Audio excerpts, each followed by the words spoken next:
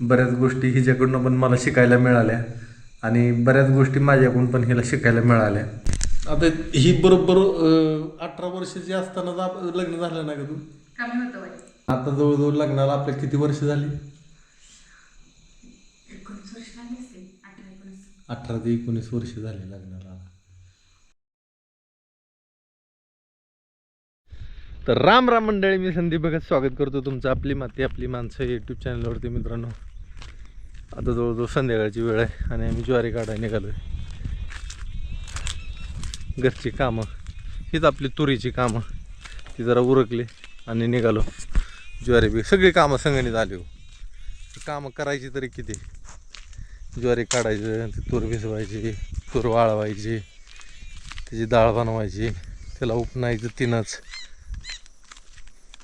परत नीट करायचं, वजनं करायची, पॅकिंग करायची, पत्तं टाकायचं, पाठवून द्यायचं. एक काम नाही ना. हां, इथनं उतरायचं आणि लांब कशाला. ही बी घेऊ आता आणूक कडला. हां, लागली की वाळायला ह्याला तर कुठं काय. हां, कोणचं? हां, तिथनं तिकडं जायचं का?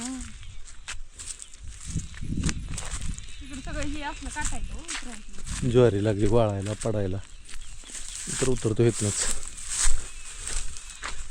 4 दाणं शिल्लक राहिलेलं हे फक्त पोतात पडलं म्हणजे झालं. काय काय कणसाचं काहीच राहिलं नाही. का ग? त्याला काहीच राहिलं नाही बघा. कामं लय आली, कामं तर येणार. कुणीकडे जायचं सांगा आता? हरभरा बी का कोणचा? हितनं चालू करायचं. मग हे कोण चालू करू?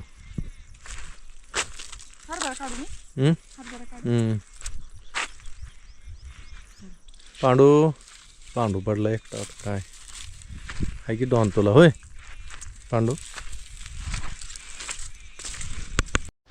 तर मंडळी, आल्यापासून आपण ही एक पात लावली, कडला आणला, तर ही राहिले. दिवस मावळून गेला. थोडासा लालिमा दिसतोय आहे का? एवढी पात एक काढायची अजून, मग जायचे घरी. किती का टाईम होईना आता. काय चिपाडाशी वाळून गेलेली आहे ती का नाही, आता वरचीवर वाळायला लागली, हातात बुडायला लागलं. मग अशी माझ्या हातात वगैरे रक्त निघलं इथनं. दुसऱ्या बुडते ना वाळून गेल्यावर ज्वारी. अजून बरंच आहे काढायचं. कामं सगळी कामं झाल्यामुळं राडा झाला का? वाळली ज्वारी. सगळी कामं केल्याशिवाय बी भाग नाही कोणाचा. हां, एक तास कसं एक दिवस जातोय एकदा कामाला कुठल्या बी लागलं की. ज्वारी काढायला आलं की परत तिकडं जाऊ वाटत नाही, आणि तिकडं बसलं तुरीकडं तर तिकडनं परत अर्ध्यातनं सोडून येऊ बी वाटत नाही. 2 दिवसात होईल का ग? 2-3 दिवस ना. परत पेंड्या बांधायच्या ते अजून.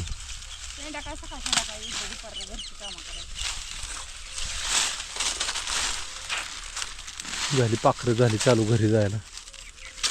त्या टायमाला ज्वारी काढू वाटते. हां, शाळा नाही आता, चालली घरी ती. आपल्या पोर्च मध्ये जे चिमणीनं घरटे केलंय का रात्रीच्याला, त्याच्या चिमण्या नसते त्या? बघ की तू, चिमण्या तिथं असते त्या का? चिमण्या नसते तिथं, पिलत असते ती तेवढी. चिमण्या दुसरीकडे असते त्या. चला मंडळी, बोलणं गोड वाटतंय, पण काम आहे पुढं आपल्या. काम केल्याशिवाय भाग नाही. एवढी पात लावली म्हणजे झालं. रात्रीच्याला भाजी भाकरी खायला बिंजोरी झालं. जेवण बी पचत नाही त्याशिवाय, काम नसल्यावर. भूकच लागत नाही काम नसल्यावर. काय ग? भूक लागली तर अन्न जरा गोड वाटतं. मग काय, खाल्ल्यावर मग पचत नाही. सगळ्याला काम पाहिजे. मेंदूला काम पाहिजे, शरीराला काम पाहिजे. हां, आबाळ आले जरा दिसतंय मला. झाले आता होळीला थंड सगळी जाते गावाला. काय बोलते? मग काय हा तेच की. माझ्या नादात सण सुद्धा येणार तर कळणार तर उद्याच आहे होळी उद्याच आहे. आणि ग्रहण कधी आहे काय एवढं नाही बघितलं मी पण होळी उद्या. बघावं लागेल का ग्रहण कधी आहे होळीच्या शुभेच्छा द्या सगळ्यांना. म्हणजे होळी सगळ्यांना होळीच्या हार्दिक हार्दिक शुभेच्छा.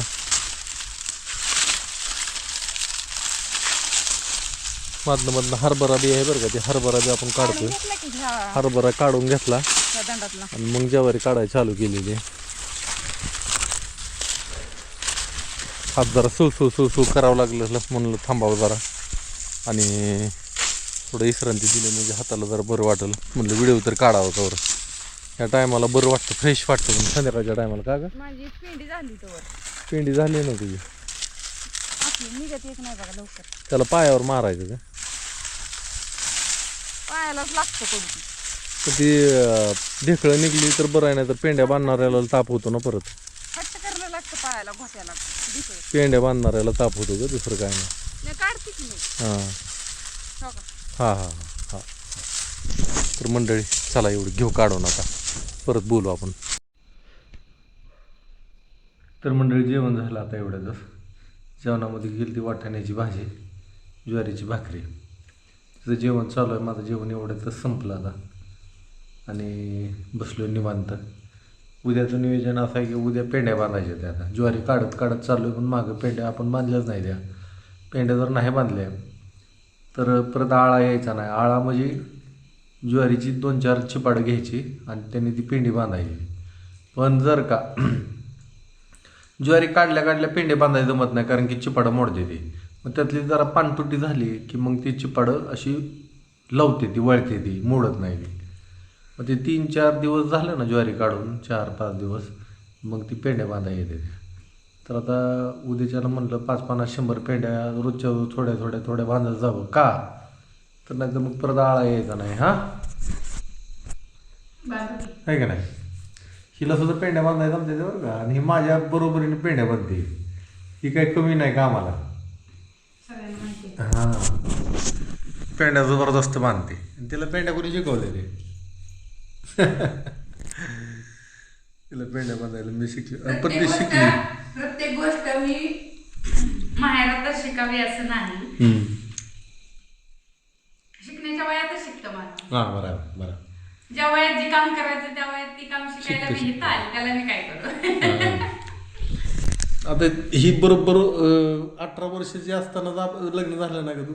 कमी होतं वय थोडं 18ला पण कमी होतं का, पूर्ण नव्हती झाली. 18 चालू होतं त्या टायमात लग्न झालं इथे. आणि आता जवळजवळ लग्नाला आपल्या किती वर्ष झाली.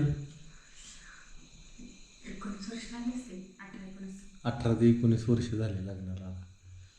बराच कालावधी लोटला. बराच कालावधी लोटला. तू तिकडे जेवढी राहिली होती त्याच्यापेक्षा जास्त इथंच राहिली म्हणायचं. तर चला जीवन असतं हे असंच चालू राहत असतं. बऱ्याच गोष्टी हिच्याकडून पण मला शिकायला मिळाल्या आणि बऱ्याच गोष्टी माझ्याकडून पण हिला शिकायला मिळाल्या.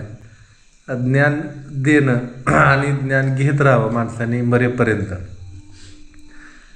ईश्वराने सृष्टी कशी बनवली बघा की, आपण जर समजा ह्या जन्मामध्ये आपला ही देह सुटला आणि समजा आपण दुसरा जन्म घेतला, तर दुसऱ्या जन्मामध्ये आधीच्या जन्मात जे ज्ञान आपण गोळा केलेलं आहे ती सुद्धा आपल्याबरोबर येत नाही. ती परत तुम्हाला त्या सगळ्या गोष्टी रिपीट कराव्या लागते. त्याचा एक फायदा असा आहे की आधीच्या जन्मामध्ये तुम्ही जे मोहमायाच्या जाळ्यात गुंतलेला असता, माझी जमीन, माझी लेकरं, माझी एवढी इस्टेट आहे, समजा तुम्हाला ते आठवलं पुढच्या जन्मात सुद्धा. त्या आठवल्याला तर नाही, एक विनोदाचा भाग म्हणून डोक्यात आलेलं विचारायचं बरं का. त्या आठवायचा प्रश्न सोडून दिला, पण एखाद्याची भांडणच असेल आणि त्या भांडणातच मेलं तर ते पुन्हाच राहील. नाही ना ती जाऊ दे ग. पण इस्टेटीचा मोह कुणाला सुटलेला आहे का सांग की. तर ती इस्टेट सुद्धा माझीच म्हणणार गेली. मग तसं सगळ्याच गोष्टींचा तुम्हाला पूर्ण तुमच्या काहीच लक्षात राहत नाही. ती एक बरं आहे, ईश्वराने ही सृष्टी बनवली, ही एकदम योग्य बनवलेली आहे आणि एकदम व्यवस्थित बनवलेलं आहे. तर मंडळी आजचा व्हिडिओ आपण इथंच थांबवू. परत अजून उद्या भेटू. तोपर्यंत सगळ्यांना श्री गुरुदेव दत्त.